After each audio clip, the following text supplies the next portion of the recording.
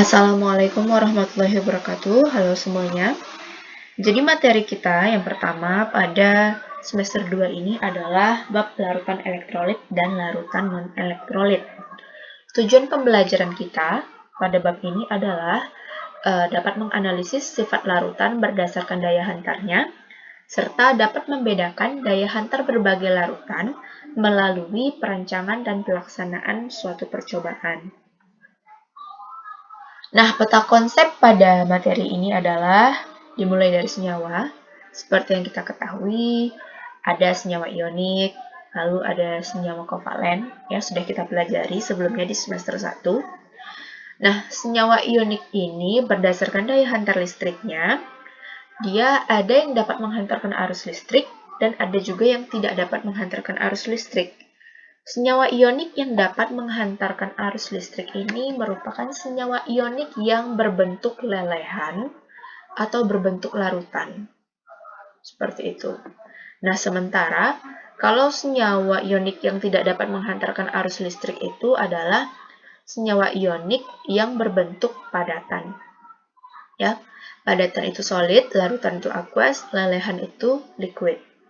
Nah, karena sekarang kita mempelajari tentang larutan elektrolit dan non-elektrolit, jadi yang akan dibahas di sini adalah yang bagian larutannya.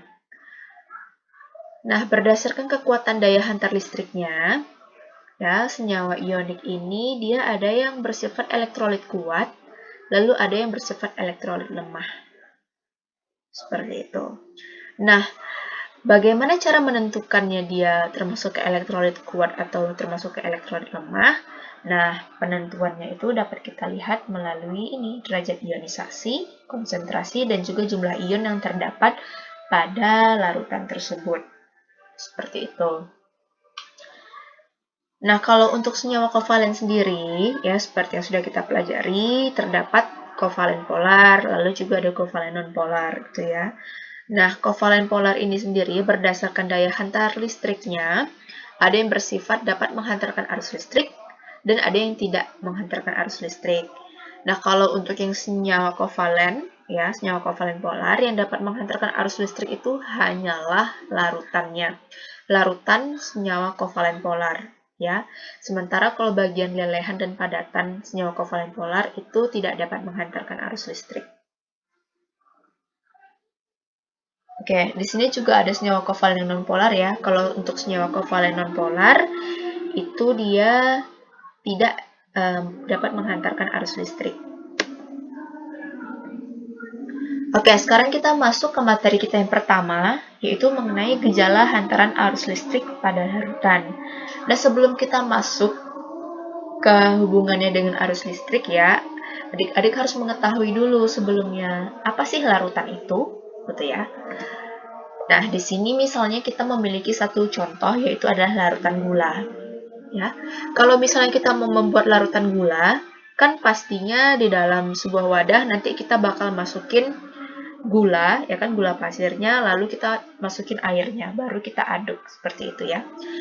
Nah, air yang kita masukkan itu disebut sebagai zat pelarut, ya, yang melarutkan si gula. Nah, gula yang dilarutin oleh si air itu kita sebut sebagai zat terlarut, gitu. Nah, di sini sudah ada contoh gambarnya, ya. Di sini ada gula, ya kan, gula pasir, lalu dikasih air. Nah, ketika sudah diaduk, nanti hasilnya itu tampaknya akan seperti ini. Bentuk larutannya menjadi satu fasa, ya. Tidak ada perbedaan bentuk zat gitu ya. Zatnya satu fasa semuanya, tampak satu. Nah, maka dari itu dapat kita simpulkan bahwa pengertian daripada larutan itu sendiri adalah merupakan campuran yang terdiri atas zat pelarut dan terlarut yang bersifat homogen. Seperti itu. Nah, zat terlarut yang dimiliki oleh larutan itu sendiri, ya, itu dia ada yang bersifat elektrolit dan ada yang bersifat non-elektrolit. Bersifat elektrolit maksudnya adalah dia dapat menghantarkan listrik. Sementara kalau non-elektrolit itu dia tidak menghantarkan listrik.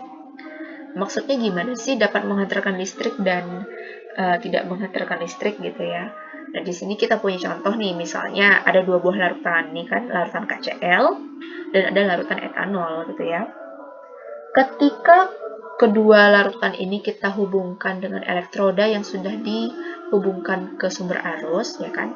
Maka kalau larutan yang mengandung zat terlarut yang bersifat elektrolit seperti KCl ini, dia dapat menghidupkan lampu. Karena dia tadi bisa menghantarkan listrik ya, maka dia dapat menghidupkan lampu di sini. Sementara kalau larutan etanol ini, ya kan? Nih, walaupun sudah dimasukkan kedua buah elektroda di sini dan sudah dihubungkan ke sumber arus, tetapi dia tidak dapat menghidupkan si lampu, ya kan? Kenapa? Karena larutan etanol ini memang merupakan larutan yang tidak menghantarkan listrik, seperti itu. Nah, kira-kira si KCl ini kok dia bisa ya menghantarkan listrik? Kenapa ya, gitu ya? Nah, untuk mengetahui alasannya kenapa larutan ini bisa menghantarkan arus listrik, ya kan? Salah satu contohnya adalah si KCl ini. Itu sebelumnya kita pelajari dulu nih, kira-kira listrik itu gimana sih? Kok bisa terhantarkan gitu. Nah, jadi listrik itu dapat dihantarkan melalui konduktor, ya. Sementara dapat dihambat melalui isolator, ya. Nah, contoh daripada konduktor itu merupakan unsur-unsur logam, contohnya seperti tembaga, besi, gitu ya. Nah, kalau untuk isolator, ya kan, yang penghambat listrik, itu contohnya adalah kaca, stick, kayu, dan karet. Nah, di sini tadi kan kita memiliki dua buah senyawa ya, ada senyawa ionik, lalu senyawa kovalen polar. Nah, seperti yang sudah disebutkan tadi, pada senyawa ionik yang dapat menghantarkan arus listrik itu kan merupakan larutan dan lelehannya, ya. Kenapa dia bisa menghantarkan arus listrik? Karena seperti yang kita ketahui, senyawa ionik ini apabila kita larutkan di dalam air, ya kan, maka dia akan membentuk ion-ion.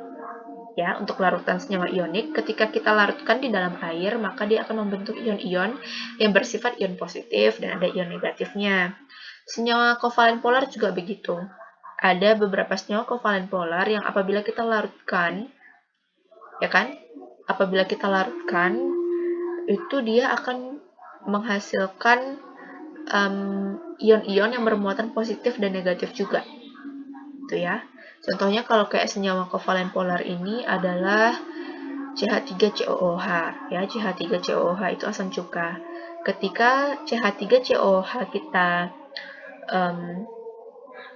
larutkan, ya kan? Kita larutkan, dia akan berubah menjadi CH3COO- ditambah H+, ya kan? Ion CH3COO- dengan ion H+. H+-nya bermuatan positif, CH3COO-nya bermuatan negatif. Begitu juga dengan yang senyawa ionik, contohnya kayak NaCl. Kalau kita larutkan di dalam air, maka dia menjadi Na+ ditambah Cl-. Na+-nya merupakan ion positif, dan Cl-nya merupakan ion negatif. Nah, seperti yang kita ketahui, muatan-muatan negatif ini itu merupakan elektron, ya kan? Jadi ketika elektron-elektron tersebut mengalir pada konduktor, ya, konduktor atau bahan-bahan yang dapat menghantarkan listrik, contohnya seperti tembaga atau besi gitu ya. Nah, nanti pada saat itulah aliran listrik akan dihasilkan. Elektron-elektron yang tadinya dari ion-ion negatif, ya kan, ion-ion negatif tersebut ketika bertemu dengan konduktor, ya kan, ketika bertemu dengan konduktor seperti logam besi ataupun logam tembaga, maka nanti dia akan menghasilkan aliran listrik di situ. Makanya larutan-larutan yang memiliki ion-ion negatif, ya kan, dia dapat menghantarkan listrik gitu, dapat menghasilkan aliran listrik, sehingga kalau misalnya kita rangkai suatu alat, ya kan, rangkai suatu alat seperti ini, dia dapat menghidupkan lampu. Gitu. Nah, di sini adalah contoh rangkaian alatnya. Ya, contoh rangkaian alatnya di sini ada elektroda positif dan ada elektroda negatif. Elektroda positif ini namanya adalah anoda dan negatif ini namanya katoda. Ya, ini adalah sel elektrolisis. Pada sel elektrolisis yang positif itu anoda, yang negatif itu katoda. Seperti ini. Nah, jadi kira-kira rangkaian alatnya seperti ini. Untuk mengetahui bagaimana proses yang terjadi pada sel elektrolisis ini, kok bisa dari larutan ini terus menghidupkan lampu ini, ya kan? Itu akan kita bahas di minggu depan setelah adik-adik mengerjakan tugas yang kakak berikan setelah ini.